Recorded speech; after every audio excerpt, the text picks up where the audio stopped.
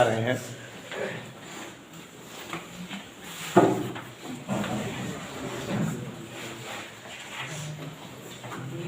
देखो बच्चों, आज से हम लोग लिख रहे हैं तो इसलिए धीरे धीरे समझते हुए न्यूक्लियर फिजन।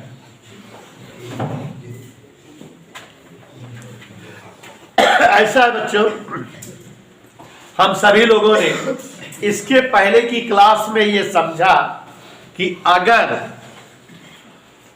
किसी नाभिक के न्यूक्लियनों को आपस में बांधे रखना है या बंधन मुक्त कर देना है, इसके लिए आवश्यक ऊर्जा नाभिक की बंधन ऊर्जा कहलाती है।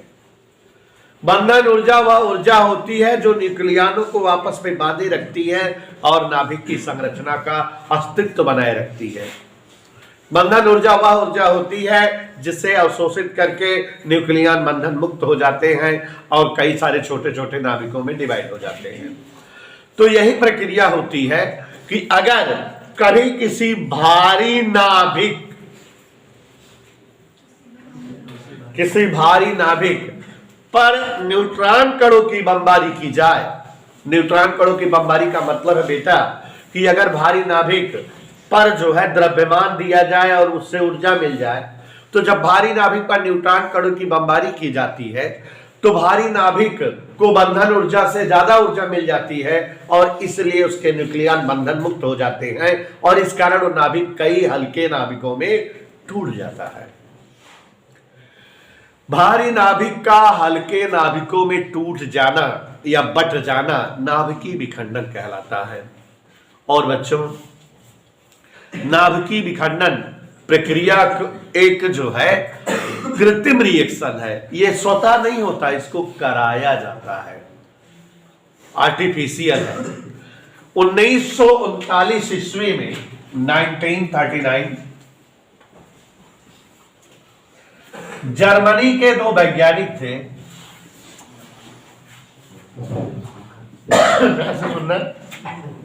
ऑटो हान और स्टार्समैन।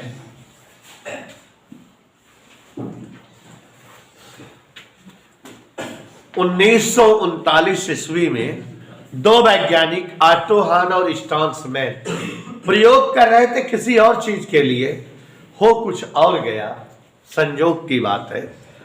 और जब कुछ और हो गया तो उसके बारे में ये लोग डीपली डिस्कस किए, डीपली अध्ययन किए और दोनों साइंटिस्टों का इस प्रक्रिया के लिए बड़ा योगदान है। आप आगे पढ़ाएंगे हम आपको। ऑटो हान और फर्मी मिलकर के नाभिकीय रिएक्टर वगैरह बनाए, दुनिया का पहला रिएक्टर।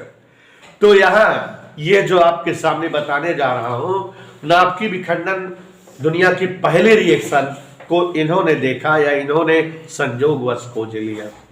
तो ऑटो हान, केमिस्ट्री पढ़े होंगे सब आप लोग, लेकिन बहुत डीप पे नहीं पढ़ते हो। ऑटो हान और स्टार्समैन ये जर्मनी के वैज्ञानिक थे। 1939 ईस्वी में ये प्रयोग कर रहे थे रेडियो एक्टिविटी के लिए। किसके लिए? रेडियो एक्टिविटी के लिए प्रयोग कर रहे थे। और फेमस रेडियो एक्टिव तत्व यूरेनियम होता है। ये यूरेनियम पर न्यूट्रॉन कणों की बमबारी कर रहे थे और दिमाग चला रहे थे। इनकी सोच थी कि जब जो है न्यूट्रॉन की बम्बार्डमेंट होगी रेडियो एक्टिव तत्व यूरेनियम पर, तो यूरेनियम चाचा न्यूट्रॉन को अवशोषित करके भारी रेडियो एक्टिव तत्व बन जाएंगे। मतलब ये प्रयास कर रहे थे कृत्रिम रेडियो एक्टिविटी बनाने की। इनकी सोच थी कि अगर यूरेनियम के तत्व पर हम न्यूट्रॉन कणों की बमबारी करें तो यूरेनियम न्यूट्रॉन को अवशोषित करके बड़े नाभिक में बदल जाए। मतलब रेडियो एक्टिविटी की घटना के लिए इनकी खोज थी। कोई कृत्रिम रेडियो एक्टिव तत्व बनाना चाहते थे, यूरेनियम से कोई दूसरा रेडियो एक्टिव तत्व बनाने का इनका प्रयास था, लेकिन हुआ नहीं। जब यूरेनियम के नाभिक पर न्यूट्रॉन कणों की बमबारी हुई तो जो रिएक्शन से जो हुआ वो आपके सामने मैं रखता हूं। यूरेनियम, वैसे बच्चों यूरेनियम रेडियो एक्टिव तत्व है और इसलिए इसके बहुत समस्थानिक है। 92 235 92 236 92 237 92 238 लिखते चले जाओ, कई सारे हैं। लेकिन जो आटोहान और स्टामैन लिए थे वो 92U-235 था। यूरेनियम का नाभिक है। वरुण धवन, इस पर किसकी बम्बार्डमेंट हो रही बेटा? न्यूट्रॉन की। चाचा यूरेनियम, चाचा न्यूट्रॉन। सोच ये रहे थे आटोहान और स्टार्समैन कि यूरेनियम इसको अवशोषित करके बड़े नाभिक पे बदल जाएगा, यहां पर जो है 92U-236 बन जाएगा, माने यूरेनियम का कोई बड़ा समस्थानिक प्राप्त हो जाएगा। यही सोचते कि नहीं कि ये दोनों अवशोषित हो जाएंगे और क्या मिल जाएगा 92U-200, माने एक रेडियो एक्टिव तत्व से दूसरे रेडियो एक्टिव तत्व की प्राप्ति हो जाएगी। ये कृत्रिम रेडियो एक्टिव तत्व बना रहे थे, जैसे जो है पियरे क्यूरी दंपत्ति बनाई है, पियरे क्यूरी और जूली क्यूरी पोलोनियम या रेडियम बनाई है वो लोग, वैसे इनकी भी सोच थी कि यूरेनियम पर न्यूट्रॉन कणों की बमबारी करें और तुरंत हमको एक रेडियो एक्टिव तत्व 92U-236 मिल जाए। यह इनकी सोच थी, है ना। तो माने कोई भारी रेडियो एक्टिव तत्व या यूरेनियम का समस्थानिक मिल जाए। देखो दोनों समस्थानिक है कि नहीं, लेकिन इसका भार ज्यादा है, इसका भार कम है, तो भारी समस्थानिक मिल जाए, यही सोच थी। लेकिन जब न्यूट्रॉन कणों की बमबारी हुई 92U-236 के बजाय यहां पर जो है दो हल्के हल्के नाभिक बेरियम और क्रिप्टॉन के प्राप्त हो गए। किसके किसके प्राप्त हो गए बेटा? Barium 56 Ba144, 36 krypton 89। देख रहे हो ना, जब जो है यूरेनियम पर चाचा आटोहान और स्टामैन के द्वारा न्यूट्रॉन की बमबारी हुई कि रेडियो एक्टिव तत्व तो भारी वाला मिल जाए, यूरेनियम का समस्थानिक कोई मिल जाए, तो इनके सामने बेटा आप देख रहे हो कि 92U-236 के बनने की बजाय 56 Ba144 बेरियम का एक हल्का नाभिक, 36 क्रिप्टॉन 89 क्रिप्टॉन का एक हल्का नाभिक तैयार हो गया। देखो 6 6 12 5 3 8 1 9 92 हो गया है कि नहीं? हो गया बाद में। ऊपर देखो मगर 144 और 89 जोड़ा 9 4 13 14 8 22 21 233। नीचे वाला तो बैलेंस है, ऊपर वाले में 3 फर्क है। तो ये जो है 3 की न्यूट्रॉनों बनते और काफी मात्रा में ऊर्जा भी मिली, क्योंकि इसका पूरा द्रव्यमान ऊर्जा के रूप में प्राप्त नहीं हुआ था। कैसे? अगर अभी LHS का द्रव्यमान हम निकालें और RHS का द्रव्यमान पूरा पूरा निकालें तो देखेंगे कि इधर के द्रव्यमान और इधर के द्रव्यमान में थोड़ा फर्क है। द्रव्यमान कम हो गया, क्षति हो गई, गया कहां? ऊर्जा में बदल करके मिल गया। तो आपको दिखाते हैं कि यूरेनियम के एक परमाणु के निखंडन से कितनी ऊर्जा मिलती है। देखा जाए, ये रिएक्शन समझ में आया बेटा कि आटोहान और स्टामैन पहले वैज्ञानिक थे जिन्होंने नाभिकीय विखंडन का दुनिया का पहला रिएक्शन खोज कर दिखाया। ये जो है नाभिकीय विखंडन का पहला रिएक्शन है जो कि जो है खोजा गया है स्टार्समैन और जो है आटोहान के द्वारा, जबकि ये यूरेनियम के बड़े समस्थानिक की खोज कर रहे थे। लेकिन इनको पता क्या लग गई बेटा, नाभिकीय विखंडन के इस रिएक्शन की प्राप्ति हो गई। और आपको जो है बताना चाहेंगे कि बुक्स में नहीं दिया हुआ है, मैटनर साइंटिस्ट थे, मैटनर और फिश, ये जर्मनी के ही वैज्ञानिक थे। इन्होंने इस रिएक्शन को बताया, समझाया उनको कि यह नाभिकीय विखंडन है, ये रेडियो एक्टिव तत्व नहीं है, ये जो है दूसरे प्रकार का तत्व है।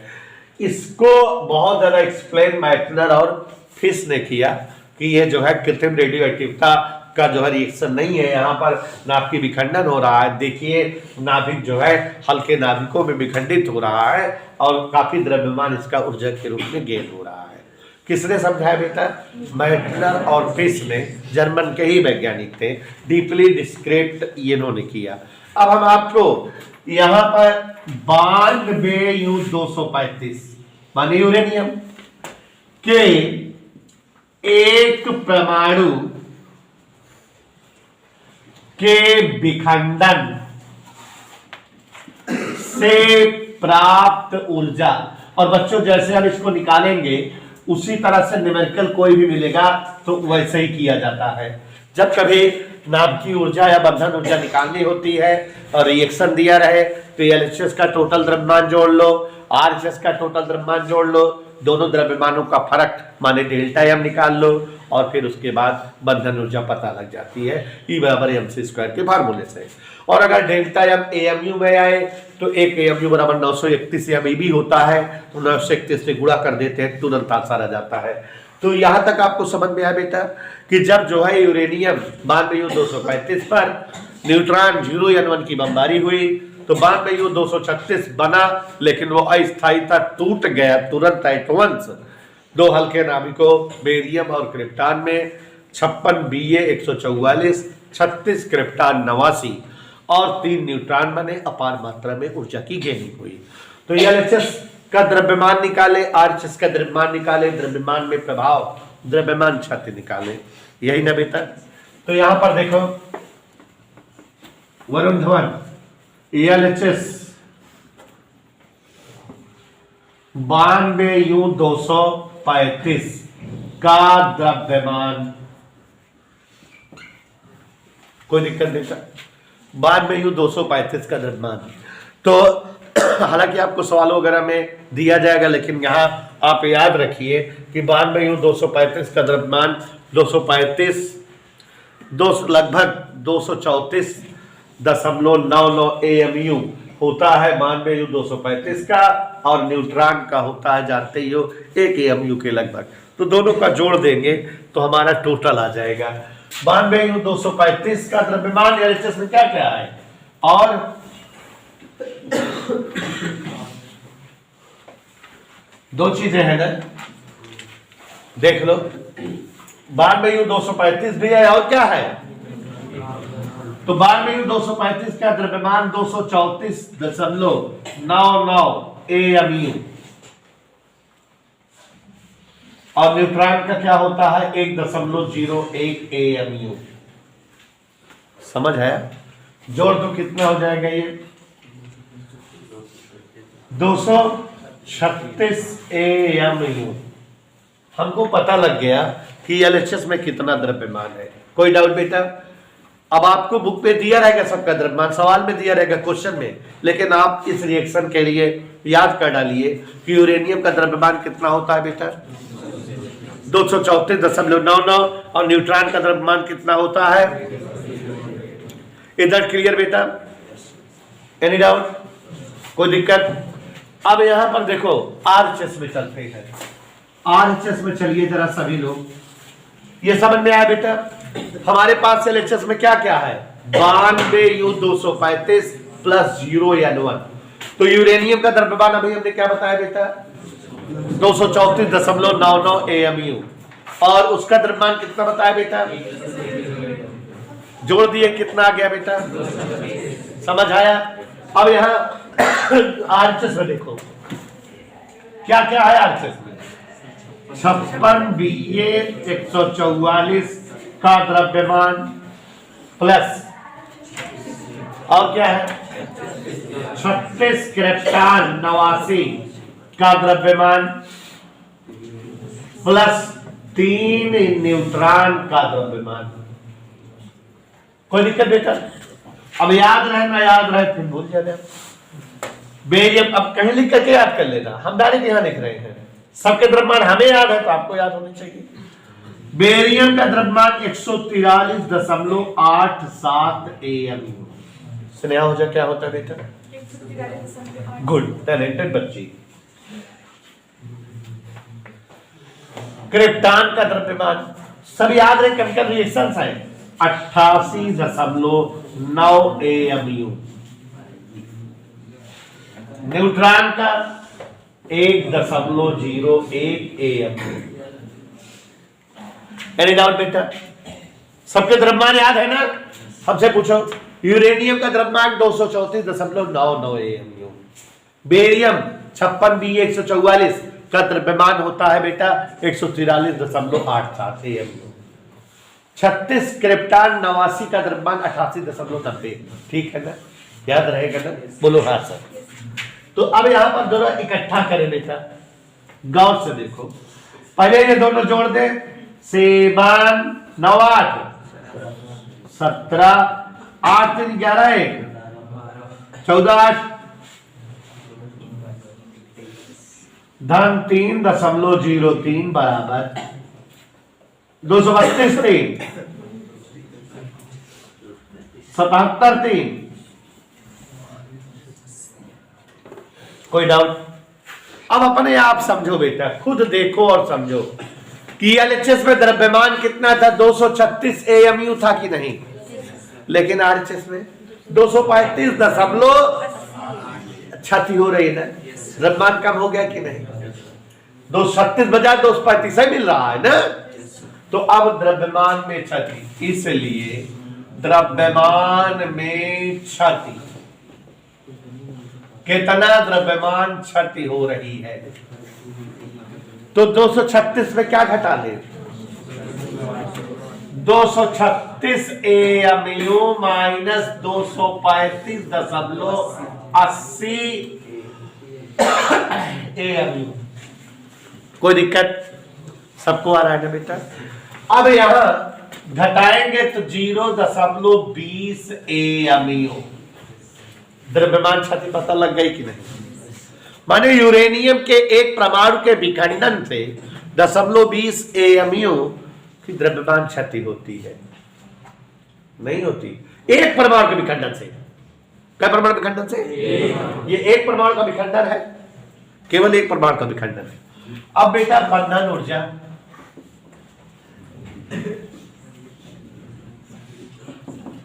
आपको पता है कि 1 AMU बराबर क्या होता है? 931 AMU। 1 AMU बराबर गुणा करो, 0 2 1 2 2 3 6 2 9 186.20 AMU। एक परमाणु के विखंडन से लगभग कितनी ऊर्जा मुक्त होती बेटा? 186. इसको कैलकुलेशन में सरलता के लिए 190 MeV मान लिया जाता है कि लगभग में 190 MeV है। ठीक है, किसमें सरलता के लिए? तो माने यूरेनियम के एक परमाणु के विखंडन से कितनी ऊर्जा मुक्त होती बेटा? 190 MeV। एक कहो तो 200 भी मान ली जाता लगभग में कि यूरेनियम के एक परमाणु के विखंडन से लगभग 200 MeV कैलकुलेशन में सरलता के लिए किया जाता है, क्योंकि ये सब बहुत एग्जैक्ट नहीं मिलेंगे। तो यहां समझ में आ गया आपको कि यूरेनियम का अगर एक परमाणु विखंडित हो तो लगभग शब्द लगा रहा हूं 190 MeV, या कैलकुलेशन में और ज्यादा सरलता के लिए लगभग 200 कह दो। 200 MeV के ऊर्जा मुक्त होती है, लेकिन कितने यूरेनियम से? एक परमाणु से। अगर हमका 1 ग्राम यूरेनियम दे दी जाए तब कितनी ऊर्जा मुक्त होए? कितने ग्राम ऊर्जा यूरेनियम दे दी जाए? तो अगर 1 ग्राम यूरेनियम मिल जाए, अब कितनी ऊर्जा मुक्त हो पता करे रहा है, तो पहले तो हम पता कर कि 1 ग्राम में यूरेनियम के कितने परमाणु होंगे। एक परमाणु से लगभग 190 या 200 MeV ऊर्जा मुक्त हो रही है, तो हमको 1 ग्राम यूरेनियम से मुक्त होने वाली ऊर्जा के बारे में जानकारी हो जाएगी कि नहीं? देखो यहां लिखते दिख रहा है सबको, 1 ग्राम यूरेनियम के विखंडन से प्राप्त ऊर्जा। कोई डाउट? ये ऊर्जा आई है, लेकिन कितने यूरेनियम से मिली है? एक परमाणु से लगभग 190 MeV, या कैलकुलेशन में हम लोग 200 MeV मान लेते हैं। यह माना जाता है कि यूरेनियम का एक परमाणु जब विखंडित होता है तो 200 MeV के तुल्य या के समान ऊर्जा मुक्त होती है। अब हम यही मान के चलेंगे, एग्जैक्टली 186 आई है, लगभग 190 कहे आंसर में, लेकिन जब जो है कैलकुलेशन करेंगे तो कितना मान के चलेंगे, ठीक है, लगभग में। MeV बहुत छोटी गिनती है ना। तो अब 1 ग्राम यूरेनियम से कितना जो है ऊर्जा मुक्त होगी। आप सोचो बेटा ध्यान से, मन लगा के, कि यूरेनियम के 1 ग्राम मात्रा में यूरेनियम कैसी रहा से पहले ही पता करा। हम आपको बताए हैं कि किसी तत्व का जो परमाणु भार होता है उसे 1 मोल कहा जाता है। तो माने 235 ग्राम यूरेनियम के मतलब 1 मोल यूरेनियम है ना बेटा। और किसी तत्व के 1 मोल में n परमाणु होते हैं, माने यूरेनियम के n परमाणुओं का द्रव्यमान 235 ग्राम या 235 ग्राम में होते हैं n परमाणु। तो 1 ग्राम में कितने होंगे, n बटा 235 है ना। 92U235 का 1 मोल बराबर 235 ग्राम में यूरेनियम के क्या परमाणु होंगे, पक्का क्या परमाणु होंगे, पक्का समझ में आया। इसलिए यूरेनियम के 1 ग्राम में कुल परमाणु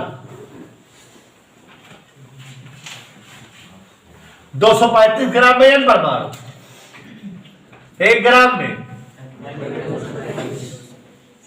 कोई दिक्कत बेटा, कोई दिक्कत। 1 परमाणु के विखंडन से कितनी ऊर्जा मिलती है, 200 MeV अभी बोला था।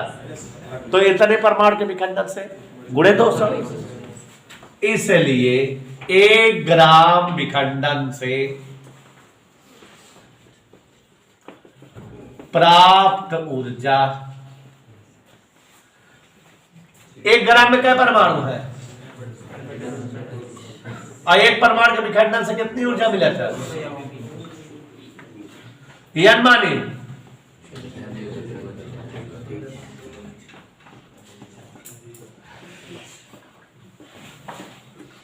ठीक है, करो दिक्कत कितना आ जाए गुणा करके कैलकुलेशन कर ले, 200 से गुणा करके बाकी सबका भाग दे जाए। जब करोगे बच्चों, आवाज नहीं, 5 गुणे 10 घात 23 MeV आ जाएगा। कितना आ जाएगा बेटा, 5 गुणे 10 की घात 23 MeV। मतलब अब आपको जो है हम ये समझाना चाहेंगे, और ध्यान से सुनिए और याद करिए जरा आप जो है। अब हम आपको बताना चाहेंगे कि यूरेनियम के 1 परमाणु का विखंडन हुआ 92U235 पर न्यूट्रॉन कणों की बमबारी हुई 0N1। बेरियम क्रिप्टॉन के 2 हल्के नाभिक बने, 3 नए न्यूट्रॉन बने और अपार मात्रा में द्रव्यमान ऊर्जा में परिवर्तित हुआ। हमने देखा एलएचएस में 2 चीजें हैं, वरुण धवन हमको देखो 2 चीजें हैं, 92U235 प्लस 0N1, दोनों का द्रव्यमान जोड़े।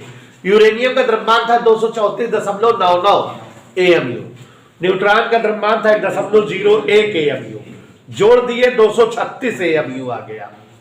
RHS में आए, बेरियम चाचा थे, उनका द्रव्यमान था 143.87 AMU, प्लस क्रिप्टॉन चाचा थे, उनका द्रव्यमान 88.9 AMU। 3 न्यूट्रॉन थे, 3 गुणे 1.01 AMU, जोड़ जाड़ करने पर 35.80 AMU आया। द्रव्यमान की क्षति 36 में 35.80 घटाए 0.20 AMU आ गया। माने यूरेनियम के 1 परमाणु के विखंडन में 0.20 AMU की द्रव्यमान क्षति होती है। 931 से गुणा कर दिए तो यूरेनियम के 1 परमाणु विखंडन से प्राप्त ऊर्जा 186.2 2 जीरो MEB मिल गई, जिसे हम लगभग 190 MEB मान लिए। अब यूरेनियम के 1 ग्राम के विखंडन से कितनी ऊर्जा मुक्त होगी, इसे अगर जानना हो तो पहले पता करें कि 1 ग्राम यूरेनियम में कितने यूरेनियम परमाणु होंगे। यूरेनियम का परमाणु भार 235 बताता है कि 235 ग्राम यूरेनियम अगर लिया जाए तो उसमें यूरेनियम के N परमाणु होंगे। तो 1 ग्राम यूरेनियम में N बटा 235 परमाणु होंगे, और एक परमाणु के विखंडन से यदि लगभग में 200 MEB ऊर्जा मानी जाए तो आप देख रहे हो कि 1 ग्राम यूरेनियम, मात्र 1 ग्राम यूरेनियम अगर विखंडित होता है तो N बटा 235 गुणे 200 MEB ऊर्जा मुक्त होती है। इधर क्लियर? कितना ऊर्जा मुक्त होती है? N गुणे 200। अब इसको हल करते हैं तो 5 गुणे 10 की घात 23 MEB ऊर्जा है, लेकिन इतनी ऊर्जा कितने यूरेनियम से मिली है? अगर इस ऊर्जा को बिजली में बदला जाए तो 20,000 किलोवाट बिजली मिलती है, 20,000 यूनिट बिजली मिलती है। ठीक है, तो 5 गुणे 10 घात 23 MEB का मतलब है अगर इसको विद्युत में परिवर्तित किया जाए तो 2 गुणे 10 घात 4 किलोवाट घंटा बिजली, मतलब 20,000 यूनिट बिजली।